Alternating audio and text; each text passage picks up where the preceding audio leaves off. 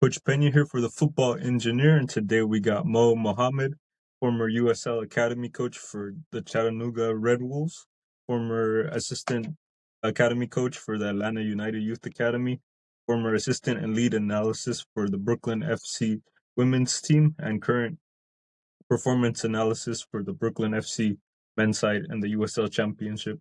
Originally from Egypt. How are you doing today, brother? I'm doing good, man. I really appreciate you for having me on. So let's kind of jump into it. Let's start with your current role. So your performance analysis, most fans have no idea what analysts really do behind the scenes. What exactly does a performance analysis do for a professional team? Very big role. I mean, they're pretty much the ones in charge of finding out the trends and the patterns of the opponent, style of play, player identifications. Trying to predict the starting lineup, recording training, tagging games. And tagging games means like breaking down their organizational structures on both sides of the ball, their transition moments.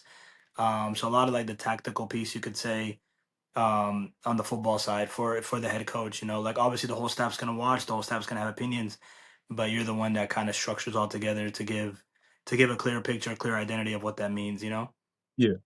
So what does your typical match week look like for you? So pretty much, if we play on a Saturday, we would probably either train or be off on Sunday.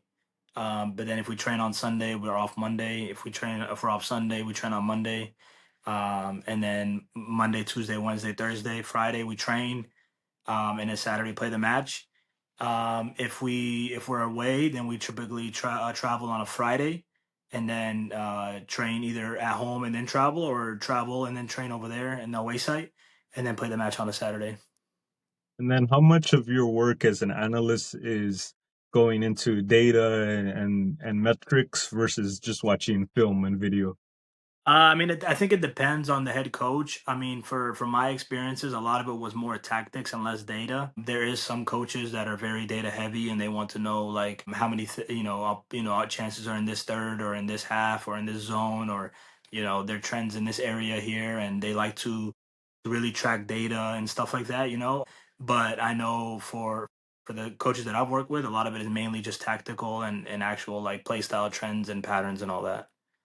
And then so you kind of analyze everything, but how much information can players actually absorb out of that before the game and see that and be able to implement and remember? Yeah, no, I mean that's a great question. Too much information could be a lot of it could be too much. Like it might not be worth it. I think it just depends on the players. I know individually some players will take more, some players will take less, some players want more, some players want less. Also, the head coach kind of has like a very good understanding of his squad and what he wants you to do. Like, hey, we can overload them in this, or we can take less out, or do this. And also, it depends on the week too. The week, the opponent, how much, if we're playing midweek, if we're not playing midweek, that can also play a big role. But as you see, like there's no like answer for every environment. Every environment is just going to be different. Yeah. And then how does the information that you give them help individual players improve? So how do you go about watching, say, a training session or a match and then helping each individual and player raise their game? No, it's huge. I mean, the thing is that the film doesn't lie, right? So like Yeah. when they see themselves, demonstrating whatever it is or whatever mistakes or whatever success that they're having, and they're able to see it on video, and they're able to talk to somebody, as a coach, and they can help them break it down and describe it in a better way. Because like you'll I don't know if you've seen this, but a lot of things that's happening in professional football now is more IDP Yeah. sessions, more individual sessions, and whether that's individual meetings or an actual like a training session where it's like a small group of players, just to focus on that sector. You know what I mean? But it goes a long way. The players appreciate it. I mean, they ask for it. I think it's huge. It just gives a little bit more clarity about their position, about their roles, about their, especially if the system is more of a positional based. And then do you feel like the analytics sometimes overcomplicate the sport? Yeah, they do, honestly. Yeah, sometimes they do. Sometimes they do because the thing is it's all prediction, right? So Yeah. like if you don't get it right, or if you don't get it exactly how they play, then the players can be thrown for a loop. It can be very confusing. Does that make sense? Yeah. But yeah, no, it does. And I think that's why, you can get very good at being an analyst and predicting and trying to be to the T, but then you just never know because there's a lot of different styles, different personalities of teams, and then some players are like, hey, listen, like for example, like a Real Madrid, they might not want a lot of information, a lot of data. They might just say, hey, let's go out there and play. You know what I Yeah. mean? Like let's Yeah. just put us on the line, put us on the pitch, and let us play. But then there's some teams that are like, hey, we need information. I want to know what they do. I want to know something. Yeah. But it does get very complicated. So do you say that you have a lot of influence on tactical decisions given your analysis? Uh, yeah, I mean, I wouldn't say tactical decisions. I mean, I think every environment is different. I think the higher you go and the better you get, that does become reality for some environments. I think a lot of it is more of you give the head coach all the tools he needs, and then he can decide, tactically the way he Yeah. wants to approach the match. Does that make sense? Yeah. But he definitely, it's definitely a team effort. I mean, it's your opinion, his opinion. But ultimately it does come down to the head coach and the way he wants to play the game and to decide which approach he wants to take. And then staying sort of in the realm, what trends are you seeing in modern football? Yeah, that's a great question, actually. So you're starting to see a lot more. There's a lot of positional in the women's game. A lot of it is positional, kind of telling the girls how to play, where to go. Okay. On the men's side, you're seeing a little bit of positional and relational, so more of like fluidity between positions and players. Like if the fullback is going to go up, then the midfielder immediately knows to go into that pocket without like the coach saying it. So Yeah. you don't really see a lot of consistent patterns in that style because it's more relationship.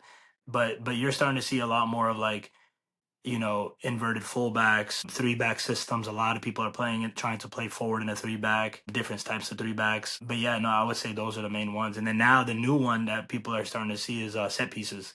Okay. Yeah. People are trying to dominate set. Yeah, yeah, yeah. That's a big one. People are trying to dominate set pieces now. Teams just have to adjust for that. And if you have the player profile to do that, then that's very good. But who knows? I mean, that's a trend now, and then you'll see in the next couple of years, or who knows, and then it'll change again. And then how do you go about analyzing set pieces, and how do you sort of mitigate, like a hypothetical, how do you mitigate a team like Arsenal or a team that's dominating, where they've scored Yeah, like 10, 11 goals this season off of free kicks and set pieces? yeah, yeah. No, they're man, it's crazy. So in professional football, like what's starting to happen is now they're starting to create set piece coaches Yeah. and just a role just for set piece coaches. I mean, this obviously been around for a while, but you're starting to see it more and more and more, especially in the smaller leagues. But yeah, they have set piece coaches just to focus on that. Sometimes the goalkeeper coach, but like so for me, I'm not the set piece coach. Sometimes I do help a little bit, just feedback with the analysis side, but mainly the set piece coach takes care of all that.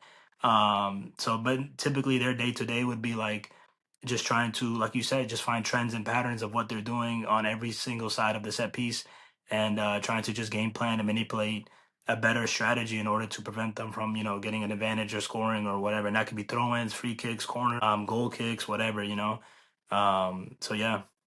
And if And you then look at like the modern game, like a good one that I like Como, like their goal kick build out, you can yeah, see they're trying to build that with like three, and then everybody else is past the half. It's like very interesting. And then yeah. obviously you have Arsenal, and they're trying to shove everybody into the goal, and but the players are just so good where they can manipulate the ball how they want it, so you can kind of put the players where you need to put them. And then kind of what you mentioned there, is it tactics or is it more the players that separate the top professional teams? I mean, honestly, what I'm starting to notice personally, in my opinion, the game is starting to even out a little bit where a lot of professional teams, first division, second division, are equaling out a little bit. But there is obviously still the talent. The talent is very heavy. But I would say more of like if you look at the top five leagues, for example, you could see a lot of it is tactics. You could see like the Prem. You just saw the crazy stats this past week. Like 16 goals for the non-Prem teams, 6 goals for the Prem teams, Yeah. and you would think the Prem should wipe the floor with everybody. But no, so a lot of it is more tactics, and you're starting to see a lot more teams that are even now, and the football has become even more than it just being talent, talent, talent. And even I mean, look at Madrid; they lost a cup game earlier in the year to I think it was a second or third division Spanish team, and they got knocked out in the Copa del Rey. So yeah, I mean, and there's been upsets obviously all through football, but I think now this day and age is evened out more, so it's more of tactics, in my opinion, than it is just talent. Yeah, I think tactics is really like a great equalizer. Like you can have a less talented team, but if you get like the Yeah, right energy and the right tactics, you can kind of bridge that gap. absolutely, absolutely, it's critical. And then before you became an analysis, obviously you were a coach, but what motivated you to begin coaching?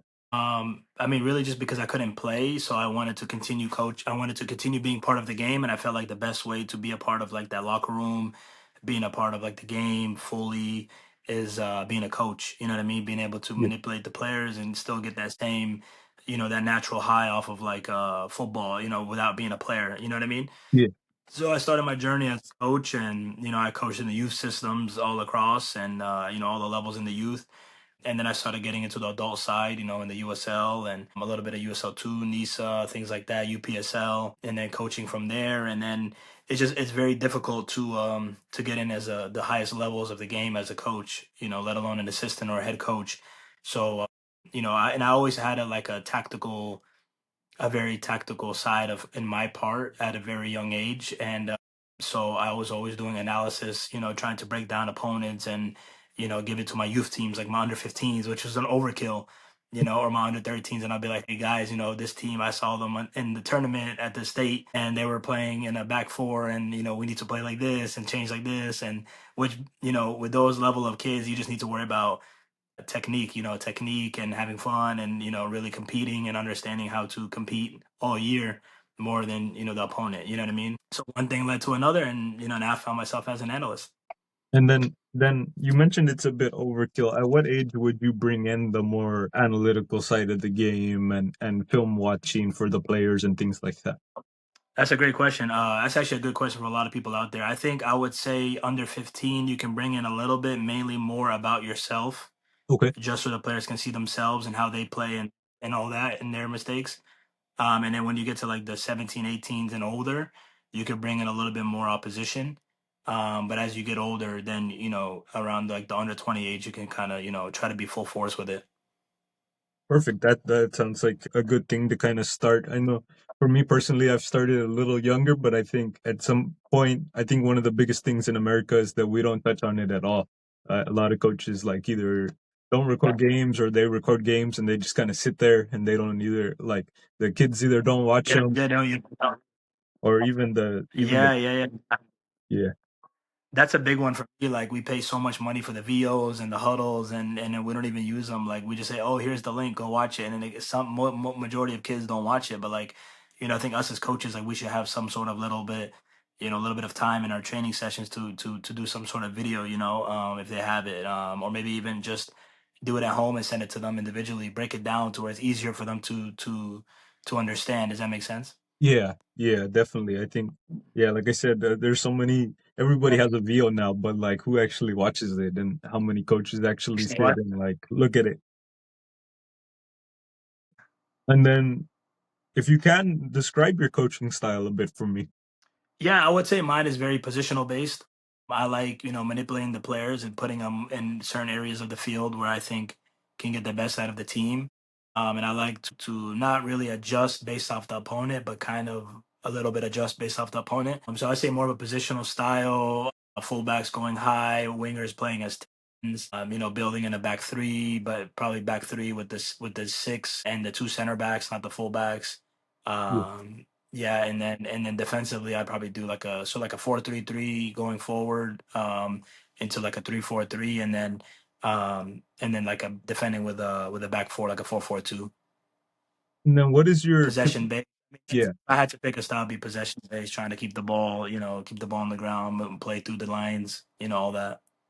And then, what is your typical training session look like to make this a reality? Yeah, I would probably start with some sort of activation, get them loose depending, and that would be depending on the load for the day, but activation, warm up, do an introduction activity, and then like kind of like a discovery game, go into like a phase of play where they understand more of their, this would be more of like um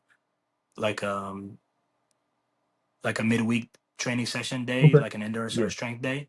Then do some sort of like phase of play where it'd be more like tactical based, where they can be in their positions and do their roles. And then I would probably end in a match whether it's a small sided game, medium sided game, depending on the day, of course, but typically around 3 to 4 activities. So you mentioned kind of they're based off a load and stuff like that. So kind of the ideas of like tactical periodization and stuff like that.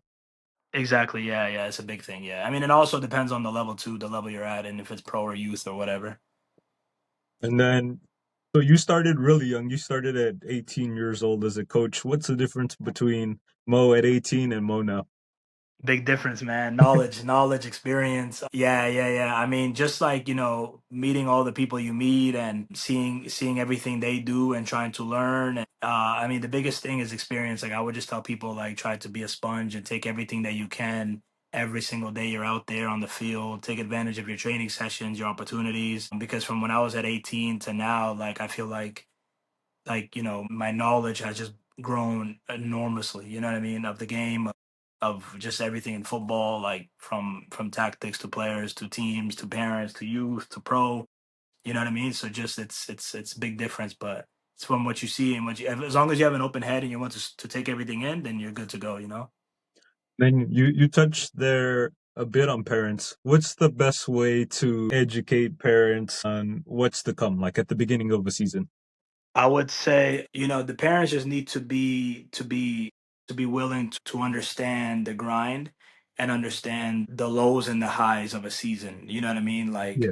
to understand that there's going to be very good moments, very good times, and very low moments, but they need to understand to always be committed to the team, to the player, to the coach.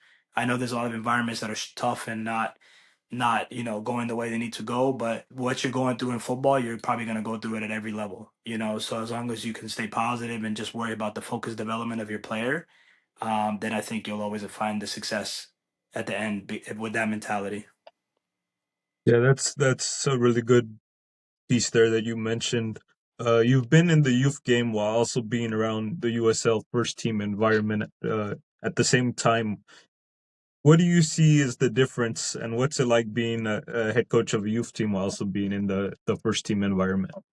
It's difficult. I mean, it's definitely a challenge. You have to do a lot of work for the first team, and then you have to leave and try to give all your passion and your energy to the youth players because they don't know anything, but you're their head coach. You're their leader.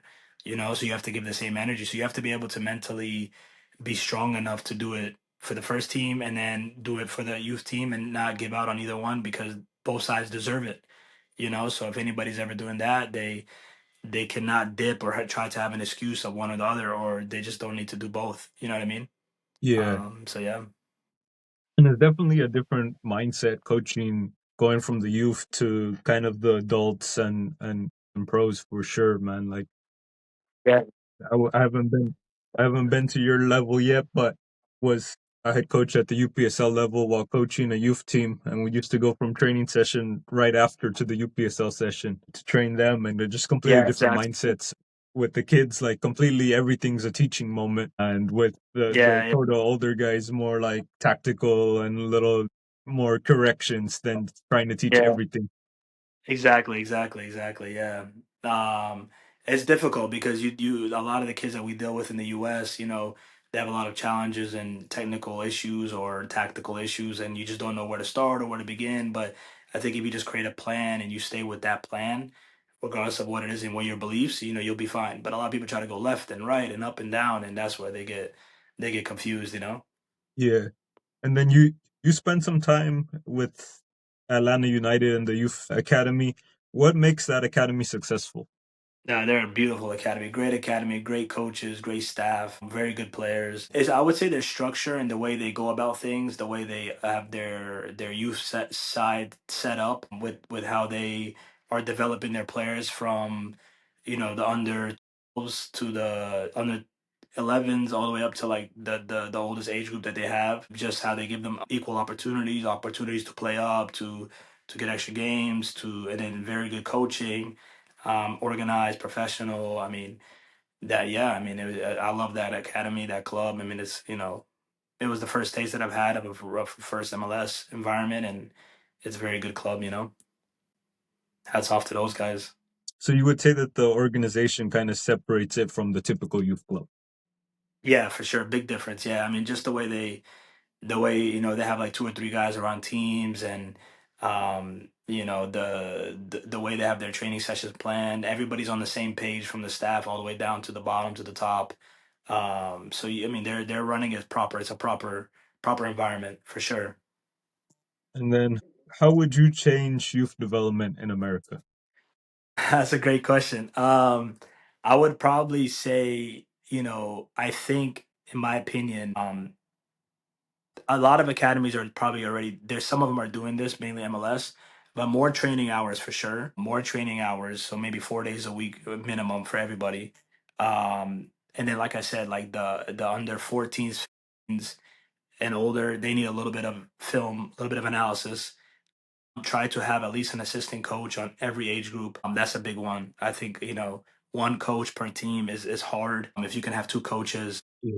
and then just a game model, principles where the whole club is on the same page. Not style of play, but at least principles and game model curriculums to where everybody can follow it. So that way these kids are learning the same thing, and everybody's that way. You have one coach that can't slack off because he has everything in front of him.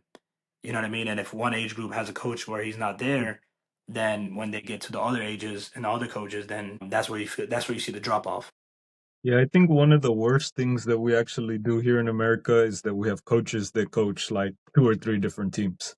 And it's hard to put all your effort into one sort of team when you're running to two or three training sessions for different teams a week. And then can you touch a bit on what sort of a game model is for maybe people that don't know? And maybe give us an example from Brooklyn FC or your time with Atlanta United or somewhere. Yeah, yeah, yeah. I mean, I've seen that's actually a great question because I've seen a lot of different game models, and I've seen a lot of different ways people do things. And there's actually a lot of clubs. I'll try to talk to the general population in the US and then move higher.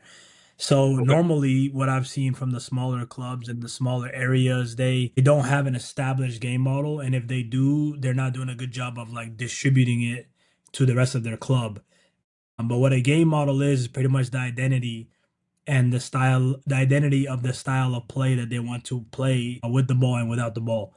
And it's very critical. Like you need to have this identity. You could do it per team, you could do it per club. I know it's difficult in some of the areas where the clubs they don't have quality on every team, or some teams struggle than the others. So like, that's why you could do a little bit of a different kind of game model, or your game model could be more broad and like, you don't have to do the individual principles of the players, but you could do mainly like just like the shape that everybody has to play the same shape and same shape defensively.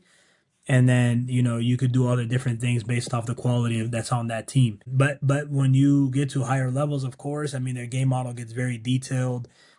They have principles from transition moments, defensively, offensively, obviously attacking organization, defensive organization, and then it's broken down by third. So depending on what third they're in, if it's attacking third, they want to play like this. If it's the middle third, they want to play this. If it's defensive third, they want to play like this. If it's the pressing zone, they want to press in this style or not press or just show a high block. And middle third, maybe a mid block or maybe press from there. And the same with a low block. So it's a very detailed, structured model plan that, if you read this, then you'll understand everything of how this organization or this team, this club plays in their identity. Is that clear?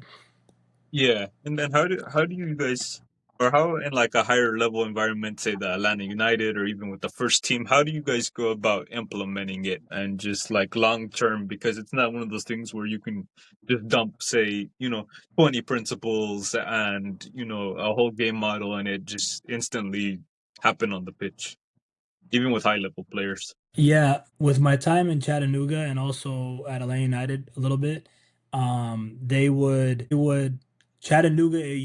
I pretty much had to create my own game model. We didn't have a game model per se for the whole club. So it was very individual based. And I did it based off my two teams that I had. Typically, what I would do is I would try to have a periodization for the loads, but also a periodization for um, the tactical styles that I wanted to play. And, we would just break it down by the season. So, like in the beginning, like the shape of the team, okay, in my game model, I want us to play in a 4-3-3. And then at that whole week, we'll work on like the attacking shape, how it looks when we move higher on the field, and how it looks defensively.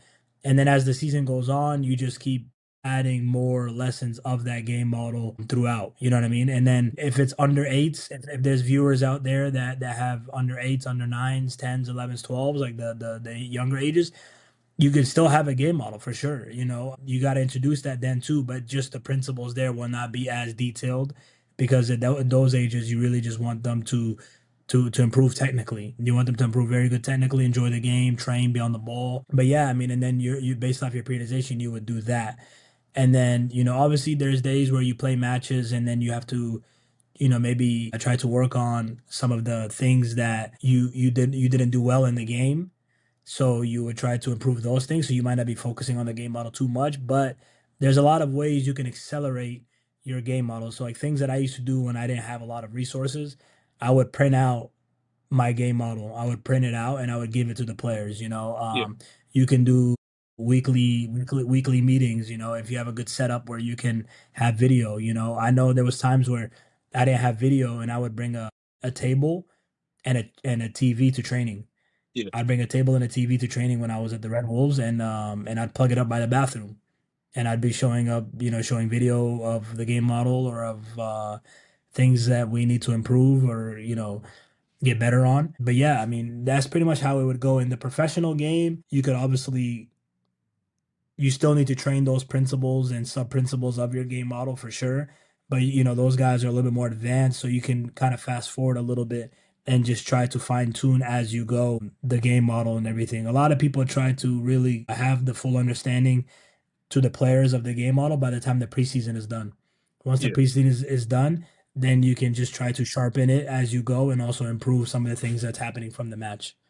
And then that's over like a few weeks period then, right? Like maybe two months or less because preseason you're looking at maybe 5, 6 matches at the most, and then every day on the training ground or close to every day. Yeah, exactly. Yeah, maybe 4 to 5 matches preseason, and then yeah, maybe the first 2 months, you're still trying to focus on those things. But again, you just have to have structure. You have to have a plan, and you have to stick with your plan. You just can't be back and forth. Let me do this, let me do that. Because once the games get going, and you start seeing things not going right, you can't jump to that. You got to stick with your foundation and your beliefs, and you also have to stick with your plan and just keep going with it. And then it'll work itself out. That way, everybody's on the same page and they're hearing the same message and all that. And then how much of it is like pulling up to the training ground with say your like paper that has the game model, or is it more just like planning your session around the game model? Yeah, you would plan your session around the game model, and in every session you have, you would put the principles of the objective that day, of that topic that day. Does that make sense? Yeah. And then those players will hear those same words saying like, okay, this is a transition session, attack and transition session. Our principle when we want to win the ball is to go forward right away. You know what I mean? Or defensively, the moment we lose the ball, we want to counter press. We want to counter press right away. Does that make sense? Then when they're in the training session, they'll remember those words, and then what's it called? They'll be like, okay, that's from the game model, and then boom, you see what I'm saying? Yeah. And then how important is that sort of session plan, or is it kind of like, I think more at the pro level we see it where players say you go in the locker room, you see on the whiteboard or whatever, hey, this is what the session plan looks like, this is what we're doing. How important is that going more into the youth game? Or in the youth game, should it just be more like for me as a coach, a lot of times I don't show up to the training pitch with it on paper. I have a plan in my mind. I know, hey, we're gonna do rondos. We're gonna and looking to keep the ball, looking for the different angles, and then transition into a positional exercise and this and that different things. But it's not always. I don't always have it down on paper per Yeah. se. But how important is that as we go up into the higher levels, into college, professional? How important is that, or is it still No, kind no, of like, it's hey, or is it just kind of like, hey, we have an idea yeah, and we're no, no, just no. gonna go do it? Yeah, yeah, yeah. No, no, no. It's what you just said. To be honest with you, what you just said needs to be at every level. It needs to Okay. be, if even if it's a second team, third team, under 13s, like the coach needs to He needs to have his coaching points. He needs to have his principles down. He needs to have, all the drills, the sessions. Like I think I know we can't find a lot of coaches in some environments, some youth clubs, and I understand that it's a challenge, especially good coaches or coaches that just care. But I think that's the standard. Like I think, directors need to be like, hey, you need to have it, you need to print it out. Yeah, Maybe we can meet at like 3, 4 o'clock. Hopefully, if I know people have other jobs, maybe you could submit it the day before so that way the directors can see it. But I think you need to have it. You need to have it because, okay. if you can have a board and have the session on the board for the kids to see it, boom, here's the training session debrief. Hey, when you show up 15 minutes early, come read the board. Boom, you're doing this, and this. Because the more organized you are, right, the better the kids can understand and take those coaching points. But if they're worried about you having it pick up the cones, you Yeah, thinking about the session, you might forget some of the principles or the coaching points that you want to say. The more they're thinking about those things, the less learning they're gonna get that day. Does that make yeah, sense? The less learning, yeah. You know what I mean? So like I think if you have all that, I mean, listen, I'll tell you now, if I can go back to the youth game and start back where I started, I would be trying to do all those things right now. All of them. You know what I mean? I yeah. know it's hard sometimes. People work a job, they get there 10, 15 minutes before training, but there's always a way. There's always a way you can make it better. Yeah, I think that's one of the things where I would improve on myself is just showing up with a diagram and things like that. I think most of the time I go into a training session with the idea in mind, what I'm going to say, what I'm going to do, but it's never like diagrammed or out on paper. It's more like, and I tend to use a core set of exercises. So we're doing exercise for 2 or 3 weeks to really build that repetition with the youth, Yeah, but, yeah. but Which it's is one of those good. I things mean, where that's good, but you no, no, go ahead. I'm sorry. but like I said, I don't have it like diagrammed out or anything. Occasionally I will if I'm working with like a newer team or a different team within a club or something, then it is. But my last role too was like in technical curriculum development and stuff and putting together sessions for people, and that was all diagrammed out and put into a book. Yeah, yeah, yeah. I think another thing, if you can kind of touch on, is maybe session design. I think what you touched on there was, players are worried about you having to pick up the cones and stuff like that. So how do you build the session within a session, I guess? And that's something that takes a lot of skill to kind of limit the, like, okay, I got to go pick up a bunch Yeah, of cones. I got to do this. I got to take off all the equipment. So how do you build a session within a session? yeah. That's a very good question. Yeah, it all goes back to your planning. It all goes back to your planning. But when you plan, you need to think about everything. How many times do you see coaches think about, okay, I only have half a field and I only have two goals, or I might not have goals, or they think they have goals, so then they show up and then they don't have goals, and then now they have to change. Yeah, I know a lot of times things can happen, and things do change when you show up to the ground, but but majority of the time you can control a little bit of it. But yeah, you need to think about your conditions first. And once you've mastered what your conditions are going to be on a daily basis, then you need to plan your session and like just take, you know, 25 minutes out of your day. You know what I mean? Boom, plan it. If it's rondos, if it's a possession drill, can you put the rondo in the possession? And then you yeah, just pick up the rondo, and then now do you go into the possession drill, and then can you set up the if it's a small sided game at the end, can you set up the small sided game at the end? I've been there. Like I've been there without planning sessions. I've been there with only having half a field. I've been there, with only having a quarter of a field. I've been there we have to share fields. Like I've been there without goals, with goals. It's just all about planning. Like you need to understand your conditions first of that day, and then you plan it. Okay, if you only have a quarter of a field, you can't be doing tactical stuff. But yeah, maybe it's the middle of the week and you need to have an intense session. Okay, you can still do that. Maybe you're doing 1v1s, 2v2s. And then maybe you can do something different on a Monday than on a Wednesday because of the conditions of your field. But a lot of yeah, people are not thinking about their week. They're not thinking about their week and they're not thinking about their training as much as what I just said. It's more of like, okay, let me just show up and then I deal with what I have to deal with when I get there because it's fine and we can get away with it. And then that's where the kids are not getting the full learning. You know what I mean?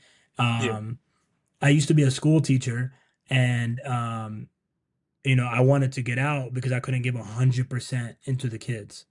And a lot of times, like if you're gonna coach, if you sign up for something where you're influencing, player behavior and player development, whether it's teaching or whether it's football, you need to be 100% in because you're the reason why they can make it or break it in the future.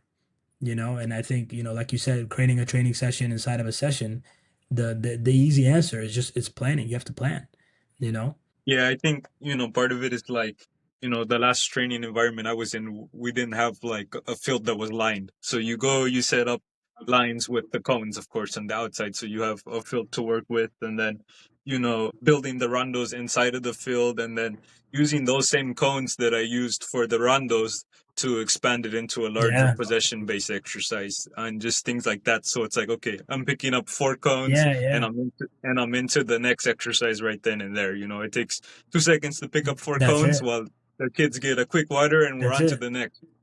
And just things like that, just You're little on to the things. next one. That's that. Yeah, yeah, yeah. Yeah. That's good. That's planning, thinking ahead. That's what you have to do.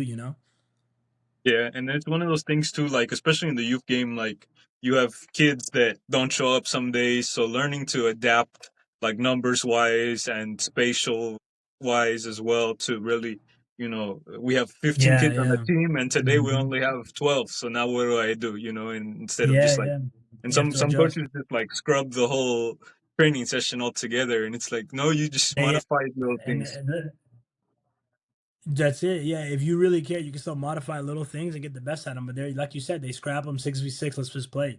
I only Yeah, have 12, 6v6. Let's just play. Like you can't do that. You have to care. You have to be passionate. But you're right. You just move a couple cones, get the kids to do it. Hey, Johnny, you go get that side. We'll get this side. And then you're done fast. Because realistically, if you have an hour and a half, like you're not really training. You don't need an hour and a half on ball time. yeah, Do your best to limit transitions so they do get more ball time, but you don't need a 90 minutes of ball time. You know what I mean? yeah, yeah. So yeah, I mean, you could always make it work.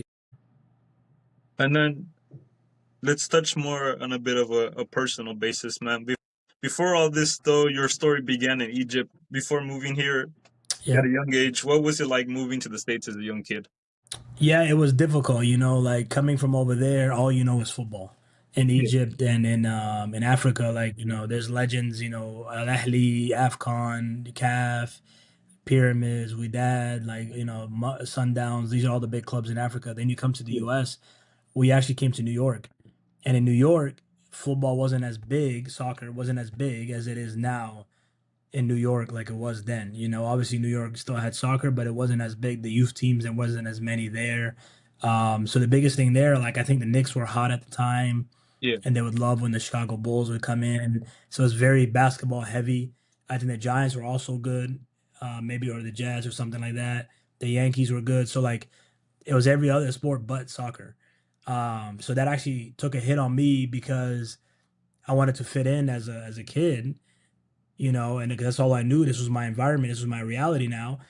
And I found myself, trying to learn and watch other sports instead of soccer. yeah, So I lost a lot of my development because of that. But then we moved down south to Georgia, and it was a little bit better. They had more of that, more soccer for sure. They still had all the other sports, so it was still about the same a little bit. But I feel like because of the environment I was in New York and also here in Brooklyn and then also in Georgia, I lost a lot of my playing ability. You know what I mean? And the difference in Europe and the difference in Africa for like leaders and role models for the sport of soccer compared to how it is in the US is a huge, huge, huge difference. And yeah, you could say like mentality, you try to fight through it, all that. But if you're just that one kid that doesn't get around the right examples, you end up missing out so much. And that's what happened to me. Once I grew up in Georgia and I realized I couldn't play at the next level, I was like, let me just start investing in a way I can make money, but also still stay with the sport because I don't want to do nothing else besides soccer. I'm obsessed. And so I started coaching. yeah, So I started coaching in the city called Warner Robins, Georgia. Yeah. And that's where I started my youth career and coaching youth football there. And then I also did that with high school. I ended up doing very good in those cities, and I learned a lot of things, and I had a good my friends there. They all played in the local schools, and I had good mentors there too. But I knew it wasn't big enough, and I knew I learned as much as I could, and I had bigger aspirations. So I decided to connect with some people in Chattanooga and just see if there was an opportunity there. I thought about Atlanta first, but Atlanta, the thing about Atlanta is I had a pathway in my head, Yeah, and the pathway was if I can get with a professional organization that has a professional ceiling, then I can climb through the ranks into that professional club, whether it's third division, second division in the US. Does that make sense? yeah, I fit in Atlanta at the time. It was only Atlanta United. It was only Atlanta United. I think there was some USL two teams that are out there, but as far as like first, second division pro, third division pro, it was either Atlanta United or Chattanooga Red Wolves. That was still close enough. So I got in with the Chattanooga Red Wolves, and I was in around the pro environment there. I was recording some of their sessions, like the analysis stuff. I was around the training sessions. I would just help kick the balls, to them, back to them. They had a couple coaching changes through the years, so when that happened, I started dropping out of the environment a little bit more and more because every head coach, they have their staff. yeah. But I was also head coach of two ECNL teams there, so I was doing ECNL. I did ODP. I was doing a little bit of UPSL. I was doing USL two a little bit. Um, and then I got connected with Atlanta United, started working there. And then yeah, and then I decided to move to Brooklyn for the professional team. And then, what life advice do you have for people? For football coaches I would say just in or general. for just anybody in general? No, I mean, yeah, I guess some words of advice that I would say for people in general, and this can go for anybody. Pick like whatever you want to do, believe in yourself and push for it no matter what. Nobody can tell you you can't make it. And what I've achieved so far and what's coming next for me, I would have never thought I would be here today based off like what you hear about how tough and how hard it is to make it to your goals and all that. But I would tell you, like, I'm a prime example. I'm a living example of if you really are passionate about something and you push towards it and you want it and this is all you're obsessed about and that's what you want to do, I promise you, if you stick to it and you own it, you'll get it. You'll get it. It's gonna happen. It might not happen sooner rather than later, but it'll happen, and you'll be so happy once it happens. And then that's me. Like I went from not having a good playing career because of the way my life ended up being and trying to be at the highest levels of football, and now I'm in the USL Championship, with the men's, and this is just the beginning for me. And once you're good at something, and everybody has a different pathway, but if you just push, with what you love and you're a firm believer and you have faith in yourself and you don't give up and you don't, make excuses or anything like that, you could do that for any job, a lawyer, a doctor, any sport, just whatever you need, and I think, it'll work out. That's just something that I always live by. I And always then, say be the hardest worker in the room. yeah, I agree, bro. That's great advice. What advice would you have for a young player trying to make it up the ranks into the USL Championship, into the pro game? Yeah, that's actually a great question. For a lot of the young kids out there, I would say, try to get the most you can out of the club and make sure you're in a good environment where you are constantly being pushed and developed. Don't worry about results. Don't worry about like still have the drive to want to win. What I mean by don't worry about results, meaning don't chase a club that's just winning. That's what I'm saying. And I'm not saying Yeah, obviously being a club that's losing. I want to win everything in life. Like I'm the biggest winner out there. But but you have to be in an environment where they're training consistently. The coach is like we said earlier, is planning the sessions, has the session on a sheet of paper, is trying to game plan what he's going to do for the next session and the opponent. The motivated environment, good foundation, good facilities. But if you can't obviously get the good resources, at least get a good foundation with the coaches and where you're being pushed and challenged because youth development is very, very hard to come by in America. So when you can find one that's really good and like you have 18 people and 18 players in training, two to three coaches in a session, maybe if it's just one coach, that's fine. You guys are doing scrimmages, you guys are playing. They don't take games. Like if there's a game that gets canceled, they reschedule it. You just want to be in a healthy environment. Then you need to try to play adult football. If you have aspirations to go pro, I'm a firm believer that you need to try to play an age up or adult football as early as you can. If you want, it's really Yeah, hard to make it as a pro if you don't do that. If you try to stay like under 13, 14, 15, 16, 17, 18, or even if it's like under 15 and then you get to play up 1 year, or under 17 and you get to play up 1 year, it's not enough. If there's any 11-year-olds or 12-year-olds that are watching now that have aspirations to play at the next level, like if they get to 15, 16, hopefully they can play, like USL 2, UPSL, maybe even USL 1 championship, um, under 20 team, next pro team, because then you have a very bright future ahead of you, and I think a lot of yeah. players can do that. They just need to be exposed to that. Yeah, I think that's great advice. I always tell like people like by the time you're like 13, like minimum, like go play your local Sunday league, your adult league, like minimum, like that's at the very least, and then try to get Yeah, into yeah, your yeah. like a UPSL Exactly. program, at least training in the UPSL environment, or see if you can go train with the USL 2 team. Maybe At you're least not training. yeah, maybe you're not in the squad per se or playing or even on the roster, but at least get in that training environment so you can experience the speed and stuff. And I know everybody talks about college now with Yeah, internationals and older players coming in and stuff, and it's like, well, the easiest way to get exposed to that is go yeah, play yeah, yeah. against adults, and I think it's kind of hard, I would say, to Exactly, get into exactly. like a MLS next pro side, like their second teams. I think part of it too is that we don't always give chances to kids per se, and it's like, can we, if you're a local UPSL program or smaller program, can you tell the kids, hey, come train with us, or certain things. We got to Yeah, yeah, yeah, provide the yeah, opportunity and the environment for yeah. them as well as them seeking it. Provide. And I think part of it is we don't Yeah, necessarily offer exactly, them that. exactly. We don't offer them that, and then they don't come to us because we don't. So it's a bit of both, I think.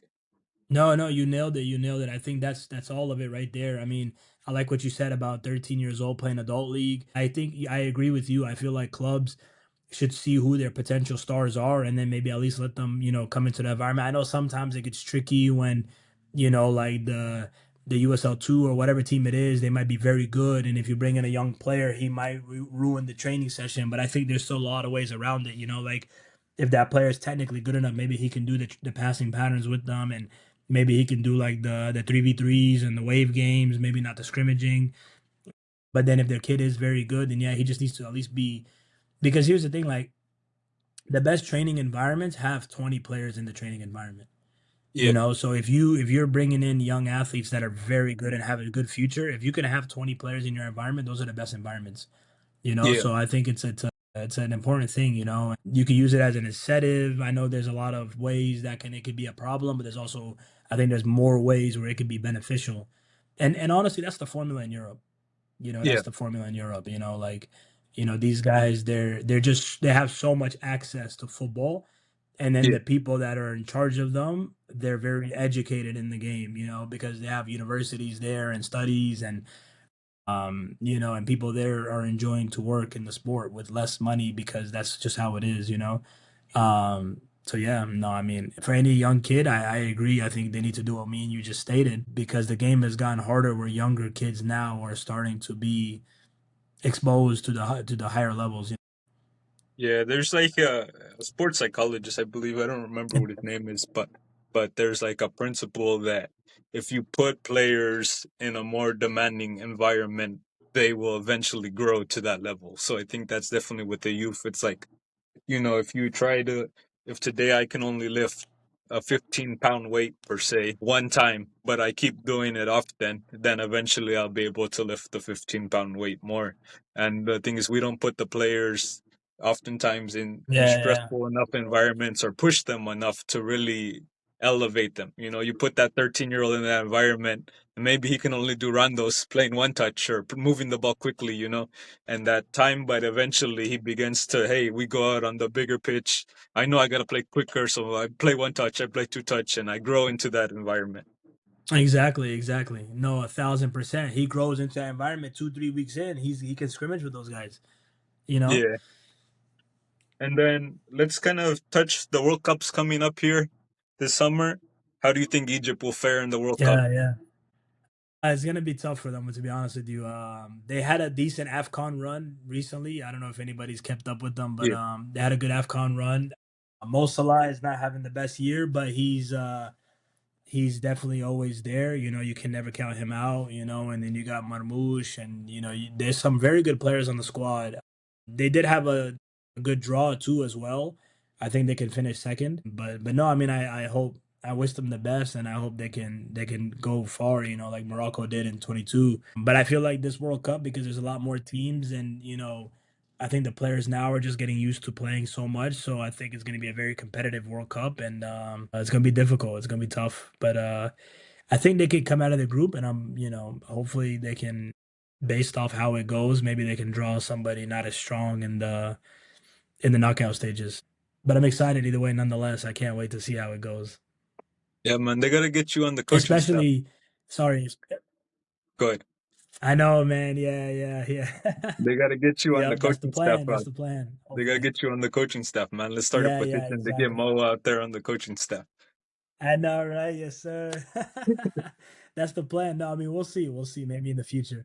I went to the World Cup 22 in Qatar, and Okay. I didn't get to watch them because they didn't make it. But I watched Morocco. Yeah, I watched Morocco. My wife's from there, so that was very cool. But they did make it in 2018, so that was good. But they didn't make it out of the group in 2018. But hopefully, better luck this time. And then who do you think's gonna win the World Cup? That's $1 million question. My coaching answer would probably say that I don't think it's gonna be. I don't think anybody can predict, just because how even football is now. But Spain will be there, Portugal will be there, France, of course, will be there. If I had to give you somebody though, I think I'm gonna go with Portugal. I'm gonna go with Ronaldo. He's gonna get his first one. I think I those guys, yeah, I think they look good. I think it could be. I think the guys they have now are they're getting a little bit older, so they're getting a little bit more experience. So I think this is the time for them to actually make that jump and really be up there in like the final four or the final. Vitinha, of course, Nuno Mendes, Bruno Fernandes is having a very good year with United. Bernardo Silva, Joao Felix is having good form in Saudi. Leao's there. Obviously Ronaldo will be there, and then you have Gonzalo Ramos. So like, they have a squad. They have a very good team. Ruben Diaz. They have young defenders. They're just very deep now too. Their lineups can go for like two or three rotations. But I think because they got more experience, like some of those guys won the Champions League last year and they competed well in the Club World Cup, and then they won the Nations League. Those guys are starting to understand what it takes to play and to make it to the final and to compete, for a long period of time and try to win everything. So I think this year they can do it for sure. I tend to agree with you, but I think But it's good. It's gonna be very. Yeah. Who do you have? I got Spain or probably France, but I think there's gonna be some major upsets, only because you gotta that Agreed. you gotta remember that teams in Europe are coming the major teams are coming off of the Champions League. You're looking 60, 70 games played in a season. Whereas some of the smaller countries maybe play less Yeah. games or don't have players in the big games. So you're coming into a World Cup fresher. You're coming into a World Yep. Cup playing 30, 40 games. Agreed. In some countries, they're just barely starting the season. So you may see players coming fresh. You get like a good organized team, maybe one that plays a nice mid block or sits deeper, plays on the counter. Fresher teams against players who are tired, and we may see a lot of injuries coming into this World Cup Yeah. or Yeah. during Yeah. the World Cup and into the start of next season. So it should be interesting to see how that all plays out too. And I think that's going to be a great like equalizer and decider too. Yeah, yeah, yeah. No, you're right. That's something teams are going to be considering going in. I mean, they're just going to have different conditions, depending on who makes it to the final, not even just the final, but the top four. And then, are we going to give them a break, 1 week break before they head to the national teams? Or are they going to go right away? Either way, it's going to be hard for a lot of those guys, for sure. And then obviously the weather over there, is going to be different for a lot of them. Like they're not used to the heat Yeah. that we're going to get here in the U.S., especially in some states. Like Some states are going to be a lot hotter than others. So yeah, no, it's going to be interesting. I mean, it definitely plays a role, and but that's the beautiful part about football. You know what I mean? Yeah. You never know what's going to happen. You never know what people have to deal with, and then sometimes the other ones come out on top because of those conditions. You know, so but it's going to be it makes it fun to watch. You know. And then I know you're an analyst and a coach. Are you able to sit down and just enjoy football, or is it still just always in that analytical mindset where you're thinking about the game? I think because I'm young in my career, I can't. Yeah, I enjoy when I'm watching and breaking down, but I feel like I'm never just like, oh, look at Vinny 1v1, you know what I mean? Or look at, you know, whoever, look at Holland, scoring a bicycle or whatever, like, or Ronaldo going crazy. It's more of like, what's that shape or what's that pattern or what, look at these patterns or these, connections or, you know what I mean? It's always like that, like, oh, they're playing like this now or they're doing man to man in the midfield or, they're doing zonal or whatever. Because I think it's because I'm still young. Maybe as I get older, I think I'll be able to like kind of separate a little bit. But because I'm just so young and passionate and hungry to just keep learning and being better at what I'm doing, I just see the game as a big tactical screen for me, But I love it. I mean, I enjoy it. I wouldn't trade it for anything else. So, And then I got some quick fire questions so we can get to know you a little bit better on a more personal basis. What's your favorite genre of music? mhm. I would probably say, um, like, EDM, like Okay. pop, house, And house, then house, house, house music. Sorry, that's the right word. and and then who's your favorite artist? Mm. I probably wouldn't say I have a favorite. I just kind of like the genre, and if the music is a vibe, it's good. But if I had to pick one that I can, it's a go to. I'd probably say the Blaze. I don't know if you guys have heard of them, but the Blaze, they're pretty good. They're European. Okay. And then what's your favorite club? Real Madrid, And then who's your favorite player of all time? Cristiano Ronaldo. And then some people have a different footballing idol than their favorite player. Who's your footballing idol? Or who inspired you? I would say it's probably a tie between maybe. I mean, yeah, I would say a tie between Ronaldo and Raul. Raul, that used to be a striker for Madrid as well. I'd probably say him if you had to say inspired, but probably him and Ronaldo for sure. And then who's your favorite coach in the pro game? Carlo Ancelotti from he's at Brazil now. Yeah. And then what's your preferred formation? Um, I wouldn't say I had a preferred formation, but I do like some systems. I do like the 4-4-2 on both sides of the ball. I do like the 3-3. I mainly like the formations with the back four. But now recently playing like a back three system, like a 3-5-2. I'm starting to like that one a little bit. All right. And then Mo, what's your favorite jersey or kit of all time? Oh, that's a good one. I would probably say the red Manchester United one when Ronaldo played when he wore the Oh, long okay. sleeve. Yeah, yeah, like 2007, Yeah, yeah, the 2008. yeah. I think it was like the AIG. Yeah, yeah. That's And a nice then one. I like that one a lot. if you could give me your dream five-a-side team. Oh, including goalkeeper. Yeah, let's include a goalkeeper. I would say in goal for sure Courtois. I would say Courtois and keep. I would run like a so I would probably play in the back Sergio Ramos. Okay. And then I would probably have in the midfield I would have Zidane, and then I would have in the midfield as well. I would probably have Ronaldinho, and then Cristiano up top. So it looks like Courtois, Sergio Ramos, Zidane, and Ronaldinho, and Ronaldo up on the at the point, leading the attack. Yeah, it's a good team. It's a good team. Who's, I don't know if anybody can beat that one. who's gonna defend though, or just all out attack? I know it's hard. I mean, hey, you got Courtois on goal. He's gonna save everything. That's true. That's true. He's also he's also like 6'7" or Yeah, 6'8", and you put him on a small five-a-side goal. You know, he's gonna block everything. I think so. That's also a yeah, big he's shot. gonna cover the whole goal. He's gonna block. Yeah, exactly. Well, I thought. No, Oh, but Sergio Ramos is there. He's a legend. yeah, definitely. Yeah, I think he's almost a bit underrated when we talk about defenders all time. Sergio Ramos is definitely up there. I feel like people don't consider him as the goat of defenders, but he's definitely up there. I would say. Yeah, yeah. Agreed, agreed. Yeah. Well, that's all the questions I have for you today, Mo. I appreciate you giving me some of your time today and hopping on here to not only teach people about what you do as an analyst, but share some great insights as a coach and as as an analyst as well. And I appreciate your time. No, no, no. Thanks for having me on, Julian, and no, I appreciate it. And if we could ever do this again, I would love to do it again. So, but no, thank you, and let's stay in touch. For sure. All right. Well, till next time, Coach Pena.